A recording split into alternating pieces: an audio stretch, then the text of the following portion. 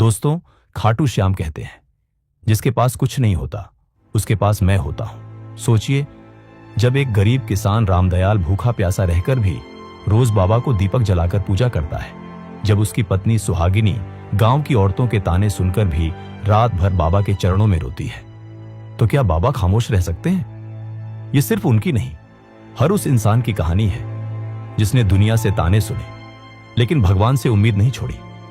अगर कभी आपको भी हालात ने रुलाया है, अगर कभी तानों ने आपको तोड़ा है, लेकिन फिर भी आपने अपने भगवान से मुंह नहीं मोड़ा, तो अभी कमेंट में लिखिए जय श्री श्याम। दोस्तों, आज दिल से एक अपील है, अगर आपको लगता है कि यह कहानी विश्वास की ताकत का सबूत है, तो सिर्फ देखने तक मत रहिए। इस वीडियो को लाइक कीजिए, चैनल को सब्सक्राइब कीजिए, ताकि हर दुखी इंसान तक यह गाथा पहुंचे और वह भी जान पाए बाबा श्याम देर करते हैं, अंधेर नहीं, क्योंकि आगे जो आप सुनने वाले हैं वह आपके दिल को रुला भी देगा और आपके विश्वास को नया जीवन भी देगा। राजस्थान की तपती रेत जहां गर्मियों में लू इंसान को झुलसा देती है और सर्दियों में ठंडी हवाएं हड्डियों तक चुभती हैं, उसी सूखी धरती पर बसा था एक छोटा सा गांव। गांव की गलियां कच्ची मिट्टी की थीं, घर खपरेल और मिट्टी के, और लोग साधारण। लेकिन उसी गांव में एक ऐसा इंसान रहता था जिसके पास न तो जमीन थी, न पैसा, न सुख सुविधाएं। उसका नाम था रामदयाल। रामदयाल गरीब था। वह दिन भर दूसरों के खेत में मजदूरी करता। मैं खेत का मालिक उसे कभी 50 रुपए, कभी 60 रुपए देता, और खाने को मुश्किल से रोटी और प्याज। उसके कपड़े इतने फटे हुए कि शरीर ढकना भी मुश्किल। पर दोस्तों, रामदयाल खाटू श्याम बाबा पर अटूट आस्था रखता था। हर सुबह सूरज निकलने से पहले ही रामदयाल स्नान करता और अपने छोटे से आंगन में बने मिट्टी के मंदिर में दीपक जलाता। उस मंदिर में खाटू श्याम बाबा की एक पुरानी तस्वीर रखी थी। उस तस्वीर को देखते हुए वह हाथ जोड़कर कहता, हे श्याम, मेरे पास कुछ नहीं है, लेकिन आप ही मेरी सबसे बड़ी दौलत हैं। लोग मेरा मजाक उड़ाते हैं, मेरी गरीबी को ताना देते हैं, लेकिन मेरा विश्वास आप पर कभी कम नहीं हुआ। गांव के लोग अक्सर रामदयाल को देखकर हंसते और कहते, अरे ये तो दिन भर भूखा रहता है, लेकिन भगवान को भोग चढ़ाता है। अरे रामदयाल, पूजा पाठ से रोटी मिलती है क्या? रामदयाल मुस्कुराकर कहता, रोटी वही देता है, मैं तो बस उसका नाम जपता हूं। गांव के बच्चे उसे पागल कहकर चिढ़ाते, लेकिन रामदयाल का विश्वास चट्टान का तरह अडिग था। रामदयाल की पत्नी का नाम था सुहागिनी। वह भी धार्मिक प्रवृत्ति की महिला थी, लेकिन शादी को 10 साल हो चुके थे और उनकी गोद अब भी सूनी थी। गांव की औरतें ताने मारती और कहती, इस औरत की किस्मत देखो, न जाने किस जन्म का पाप है कि इसे संतान सुख नसीब नहीं है। सुहागिनी चुपचाप आंसू पोंछ लेती, लेकिन रात को खाटू श्याम बाबा के आगे हाथ जोड़कर कहती, हे बाबा, लोग चाहे कुछ भी कहें, लेकिन मुझे यकीन है आप हमें कभी खाली नहीं लौटाएंगे। गांव का अमीर जमींदार हरिराम अक्सर रामदयाल को ताना मारता, अरे ओ रामदयाल, तेरे भगवान हैं कहां? उनसे कहना तुझे बेटा दे। 10 साल हो गए, तेरे घर का चिराग आज तक नहीं जला। गांव वाले जोर से हंसते। हरिराम ठहाका लगाता और कहता, भगवान तेरे लिए बच्चे पैदा करेगा क्या? अरे अगर भगवान होते तो तू इतना गरीब क्यों होता? रामदयाल शांत स्वर में कहता, चाचा, बाबा की मर्जी सबसे बड़ी है, अगर उन्होंने चाहा तो हमारी गोद भी भरेगी। रात को जब दोनों पति पत्नी अकेले होते तो सुहागिनी रोती और कहती, सुनो जी, लोग हमारा मजाक उड़ाते हैं, दिल को बहुत दुख होता है। रामदयाल उसके आंसू पोंछकर कहता, मत रो सुहागिनी, श्याम बाबा देर करते हैं लेकिन अंधेर नहीं। आज नहीं तो कल हमारी झोली जरूर भरेंगे। दिन बीतते जा रहे थे, गरीबी बढ़ती जा रही थी, लेकिन रामदयाल और सुहागिनी का विश्वास कभी कम नहीं हुआ। वे हर रात दिए की लौ के सामने बैठकर बाबा का नाम जपते। गांव वाले चाहे हंसे, अमीर चाहे ताने मारे, लेकिन उनके दिल की आवाज हमेशा यही आती थी कि बालिक के श्याम बाबा, हमें भी अपना चमत्कार दिखाइए। दोस्तों, क्या आपने भी कभी लोगों के ताने सहे हैं लेकिन अपने भगवान पर विश्वास नहीं छोड़ा? अगर हां, तो अभी कमेंट में लिखिए जय श्री श्याम। और अगर आपको यह कहानी दिल को छू रही है तो वीडियो को लाइक कीजिए और चैनल को सब्सक्राइब करना न भूलें, क्योंकि आगे कहानी में जो मोड़ आने वाला है वह आपको हैरान कर देगा। गांव में दिन सामान्य ही बीत रहे थे। रामदयाल मजदूरी करके जैसे तैसे घर का चूल्हा जलाता और रात को सुहागिनी संग बाबा श्याम का नाम जपता। लेकिन तानों का सिलसिला कभी खत्म नहीं होता। गांव की औरतें सुहागिनी को रोककर कहती, बहन अब तो 10 साल हो गए, गोद खाली ही रहेगी। ये पूजा पाठ सब दिखावा है, भगवान होते तो कब के सुन लेते। सुहागिनी उनकी बात सुनकर चुपचाप आंखें नीची कर लेती, मगर भीतर ही भीतर उसका विश्वास और मजबूत हो जाता। एक दिन जमींदार हरिराम ने पूरे गांव के सामने रामदयाल को पुकारा, अरे ओ रामदयाल, सुना है तू रोज रोज मंदिर में जाकर भगवान से बेटा मांगता है। यह सुनकर गांव वाले हंसने लगे। कुछ बच्चों ने तो मजाक उड़ाते हुए आवाज लगाई, देखो देखो, ये वही आदमी है जो भगवान से संतान मांग रहा है। रामदयाल ने सबकी ओर शांत नजर से देखा और बोला, तुम लोग हंसो, मजाक उड़ाओ, ताने दो, लेकिन मुझे पूरा यकीन है बाबा श्याम देर करेंगे मगर मेरी झोली खाली नहीं छोड़ेंगे। हरिराम गुस्से में बोला, हम देखेंगे तेरे भगवान में कितना दम है। इसी बीच गांव में एक संत पधारे। उनका नाम साधु माधवानंद था। वे खाटू धाम से लौट रहे थे। उन्होंने रामदयाल और सुहागिनी को देखा और कहा, बेटा मैंने तुम्हारे विश्वास को देखा है। अगर मन से सच्ची प्रार्थना करनी है तो खुद खाटू धाम जाओ। जो भक्त वहां जाता है बाबा उसकी मुराद पूरी करते हैं। तुम्हारी गोद भी जरूर भरेगी। रामदयाल और सुहागिनी की आंखों में चमक आ गई। दोनों ने वहीं संकल्प लिया और कहा, अब चाहे जितनी मुश्किल क्यों ना हो, हम खाटू धाम जरूर जाएंगे। अगले ही दिन से उन्होंने यात्रा की तैयारी शुरू कर दी। घर में खाने को मुश्किल से 2 रोटियां थी, लेकिन उन्होंने विश्वास की गठरी बांध ली। सुबह सूरज निकलते ही दोनों पति पत्नी नंगे पांव यात्रा पर निकल पड़े। रेत का रास्ता, तपती धूप और प्यास से सूखता गला, लेकिन उनके होठों पर बस एक ही नाम था, श्याम श्याम श्याम। रास्ते में कई लोग मिले। किसी ने ताना मारते हुए कहा, अरे गरीब होकर इतनी दूर यात्रा कर रहे हो, पागल हो गए हो क्या? किसी ने दया दिखाकर उन्हें पानी दिया। सुहागिनी कभी थक जाती तो रामदयाल उसका हाथ पकड़ लेता और कहता, चलो सुहागिनी, हिम्मत मत हारो, बाबा हमें देख रहे हैं। कभी तेज धूप में उनके पैरों के छाले फट जाते, खून निकलने लगता, लेकिन वे रुकते नहीं। उनके दिल की आवाज थी, अगर बाबा को मनाना है तो हर तकलीफ सहनी होगी। कई दिनों की कठिन यात्रा के बाद आखिरकार दोनों खाटू धाम पहुंच गए। जैसे ही उन्होंने मंदिर का शिखर देखा, उनकी आंखों से आंसू बह निकले। मंदिर में भजन गूंज रहे थे, हारे के सहारे खाटू श्याम हमारे। घंटियों की आवाज, ढोल नगाड़ों की थाप और भक्तों की जयकारों से पूरा वातावरण गूंज उठा। रामदयाल और सुहागिनी भीड़ को चीरते हुए बाबा श्याम के दरबार में पहुंचे।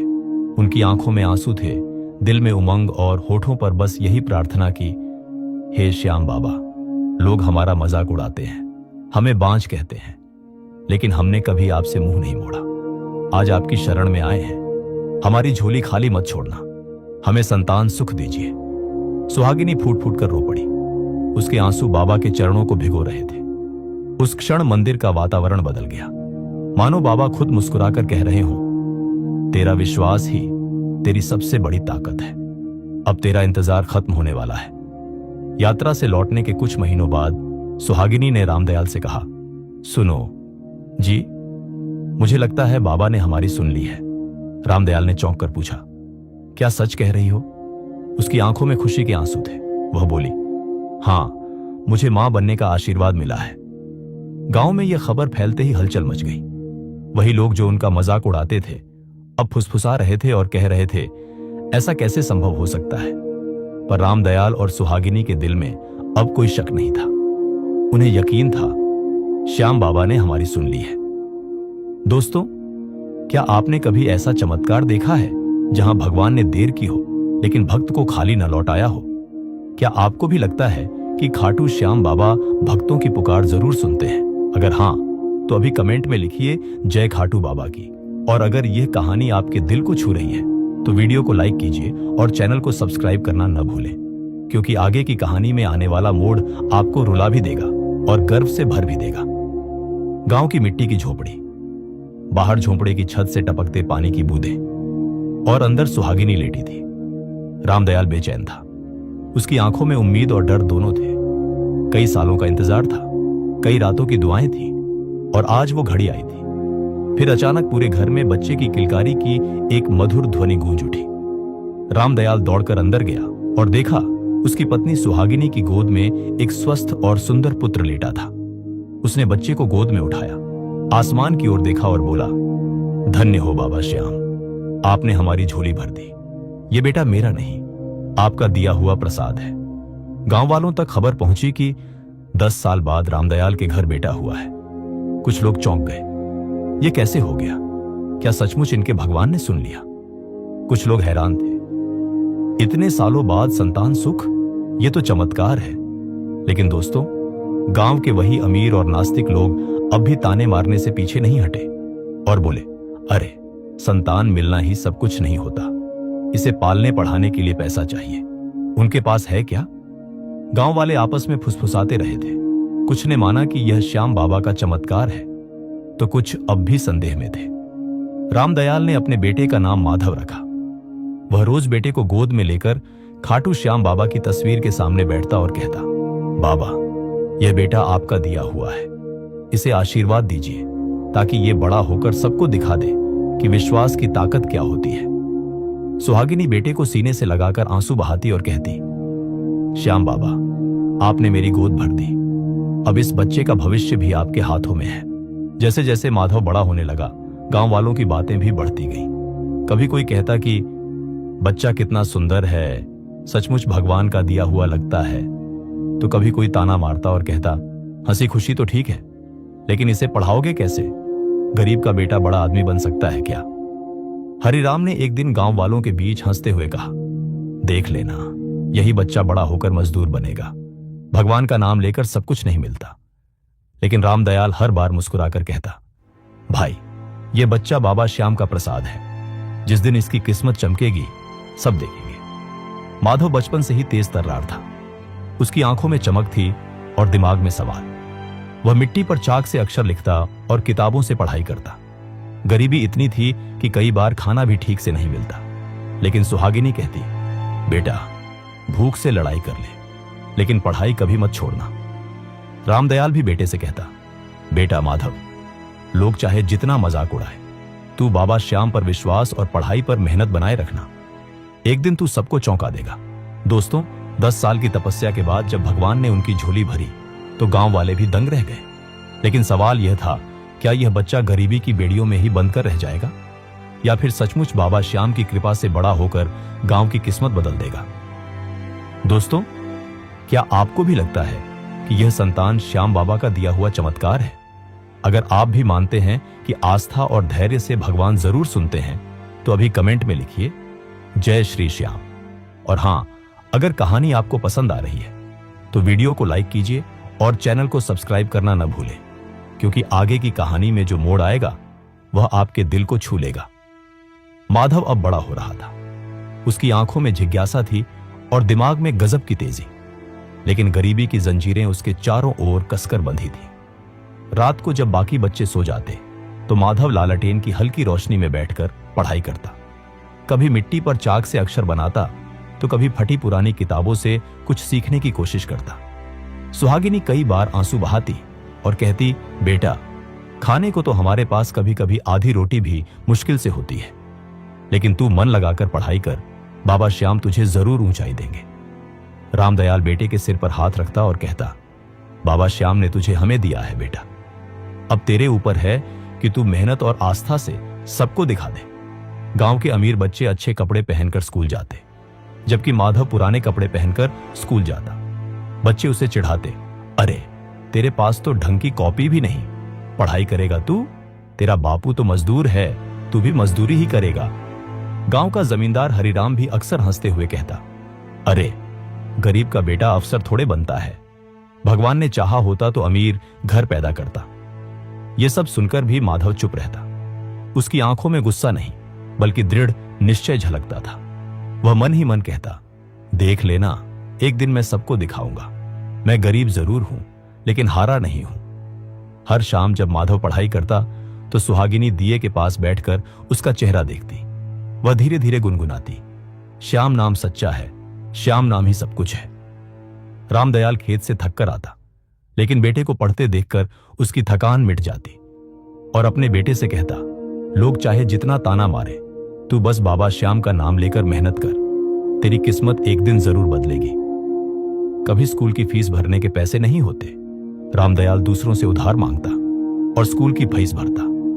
दोस्तों, क्या आपने देखा, गरीबी की आंधी चाहे कितनी भी तेज क्यों ना हो, अगर आस्था और मेहनत की लौ जल रही हो तो उसे बुझा नहीं सकती। लेकिन सवाल यह है, क्या सचमुच माधव की मेहनत रंग लाएगी या गांव वालों के ताने उसकी किस्मत पर भारी पड़ेंगे? दोस्तों, यहां मैं आपसे एक सवाल पूछना चाहता हूं। क्या आपको भी लगता है कि गरीबी इंसान को तोड़ नहीं सकती अगर उसके पास मेहनत और भगवान का नाम हो? अगर आपका जवाब हां है तो कमेंट में लिखिए। आस्था सबसे बड़ी ताकत है। और अगर यह कहानी आपके दिल को छू रही है तो इसे लाइक कीजिए। और हां, अगर आप चाहते हैं कि बाबा श्याम की और कहानियां आपके तक पहुंचती रहें तो चैनल को अभी सब्सक्राइब कर लीजिए, क्योंकि दोस्तों, आगे इस कहानी में आने वाला मोड़ आपकी आंखों में खुशी के आंसू ला देगा। दिन बीतते गए, गरीबी का बोझ, गांव वालों के ताने और कठिनाइयां माधव के रास्ते की दीवार बनती रहीं। लेकिन दोस्तों, दीवारें कभी मेहनत और विश्वास के आगे टिक नहीं पाती। माधव हर दिन लालटेन की रोशनी में पढ़ाई करता। सुबह सुबह वह खेतों के किनारे बैठकर किताबें खोलता और रात को जब पूरा गांव सो जाता तब भी उसकी आंखों में नींद नहीं होती। जब पहली बार बोर्ड परीक्षा का समय आया तो पूरे गांव में हलचल थी। अमीर घरों के बच्चे ट्यूशन जाते, मोटी मोटी किताबें खरीदते, लेकिन माधव के पास बस एक टूटा बैग, पुरानी किताबें और अटूट विश्वास था। गांव के कुछ लोग हंसकर कहते, अरे ये गरीब लड़का टॉपर बनेगा, ये तो मजाक है। हरिराम ने ताना मारा और कहा, अरे पढ़ाई से रोटी थोड़े मिलेगी, देख लेना, फेल होगा और फिर मजदूरी ही करेगा। माधव ने कुछ नहीं कहा, बस बाबा श्याम की तस्वीर के सामने हाथ जोड़कर बोला, बाबा मुझे मेहनत का फल दीजिए ताकि सबको पता चले कि गरीब का बेटा भी कुछ कर सकता है। गरीबी के बावजूद माधव ने दिन रात पढ़ाई की। परीक्षा के दिन उसने उत्तर पत्रिका पर सबसे पहले लिखा, ओम श्री श्यामाय नमः। कुछ महीनों बाद जब परिणाम आया तो अखबार में खबर थी, गरीब किसान का बेटा माधव बना जिला टॉपर। गांव में हलचल मच गई। जो लोग ताने मारते थे वही अब कहने लगे, सच में ये तो चमत्कार है। गांव की औरतें सुहागिनी को बधाई देने लगीं। रामदयाल ने बेटे को गले लगाकर कहा, बेटा आज तूने मेरी गरीबी को अमीर बना दिया। लेकिन हरिराम ईर्ष्या से बोला, एक बार टॉपर बन गया तो क्या, जिंदगी भर थोड़े टॉपर रहेगा। अब माधव का सपना बड़ा था, वह अफसर बनना चाहता था। लेकिन सबसे बड़ी समस्या थी गरीबी।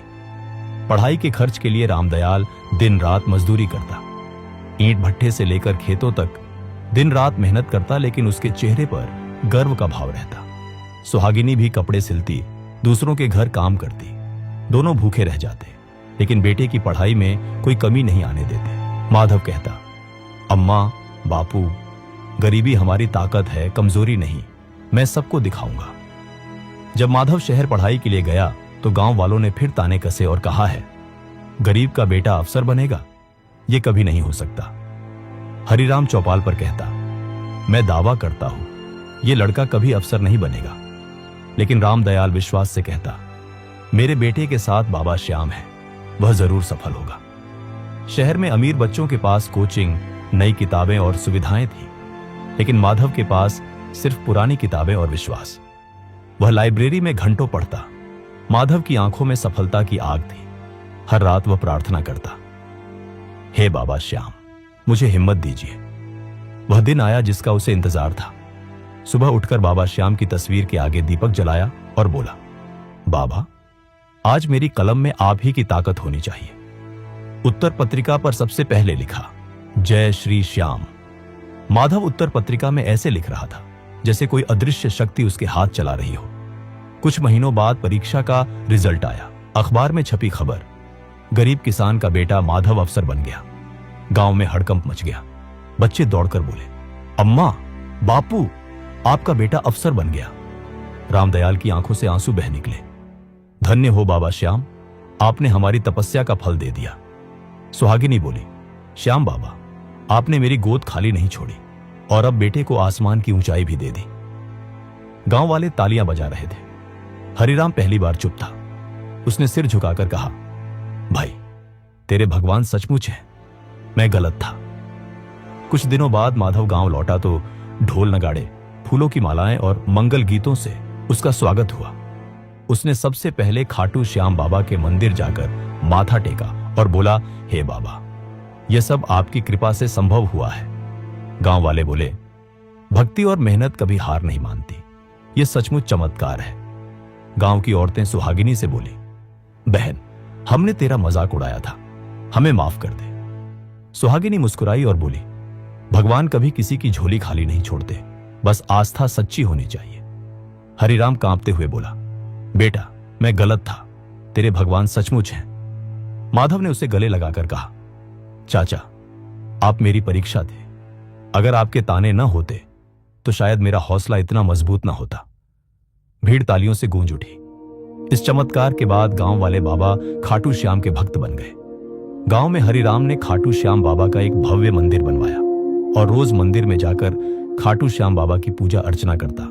दोस्तों, यह सिर्फ माधव की कहानी नहीं है, यह हर उस इंसान की गाथा है जिसने ताने सुने, गरीबी देखी, लेकिन भगवान और मेहनत पर भरोसा कभी नहीं छोड़ा।